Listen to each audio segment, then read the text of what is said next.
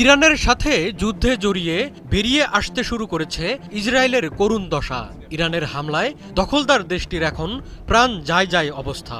এমন পরিস্থিতিতে ডাক পড়েছে পৃষ্ঠপোষকদের। সেটাকে সাড়া দিয়ে ইসরায়েলকে বাঁচাতে এগিয়ে এলো আমেরিকা ও জার্মানি। 14টি কার্গো বিমানে করে ইসরায়েলে অস্ত্র ও সামরিক সরঞ্জাম পাঠিয়েছে দেশ দুটি। টানা 9 দিন ধরে ইরানের হামলা ঠেকাতে গিয়ে সামরিক সরঞ্জাম ফুরিয়ে আসছিল নেতানিয়াহুর। ঠিক এমন সময় সহায়তার হাত বাড়িয়ে দিল আমেরিকা ও জার্মানি। ইরানের সঙ্গে চলমান সংঘাতের মধ্যে যুক্তরাষ্ট্র ও জার্মানি থেকে আসা 14টি সামরিক কার্গো বিমান গত বৃহস্পতিবার ইসরায়েলে পৌঁছায়।